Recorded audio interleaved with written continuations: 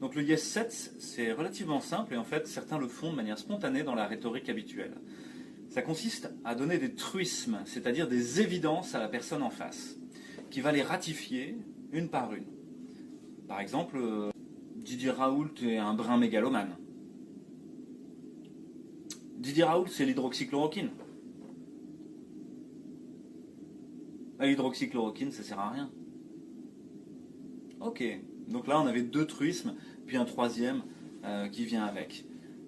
Euh, Finalement, si vous les concaténez ensemble, c'est ce qu'on appelle du pacing and leading, c'est-à-dire que vous allez mettre une proposition, une autre qui est évidente, une troisième qui est évidente, puis la quatrième qui est discutable, mais par effet d'entraînement, le cerveau va la ratifier. Retenez bien ça, le yes set, et qui peut être tramé sur plusieurs jours, hein, c'est-à-dire qu'on va vous faire des évidences, puis on va vous montrer que c'est une évidence, en vous montrant des images, en vous montrant des courbes, et dire l'épidémie est très grave.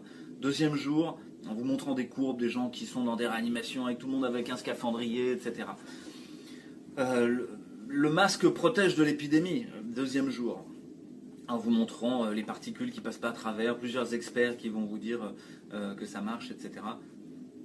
Troisième jour, le masque est obligatoire. Ok, vous auriez pu discuter, mais là, en fait, on vous l'a présenté comme l'évidence ensuite. Voilà.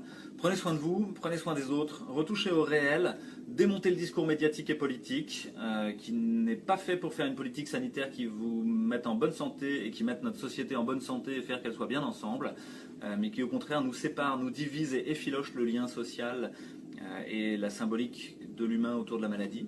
Donc voilà, prenez soin de vous vraiment et on va tous sortir de ce cauchemar. Tout va bien, tout va bien. Le service de réanimation est vide aujourd'hui. Les 5 derniers patients étaient Covid positifs, mais n'étaient pas malades du Covid. Et je suis certain que ça n'est pas le cas que dans notre réanimation. Donc faites très attention au nombre. Ils sont manipulables à volonté. Dire qu'il y a des réanimations Covid et vous montrer les chiffres, vous ne savez pas si ces gens sont malades du Covid, vous ne savez pas à quel point ils sont graves. Donc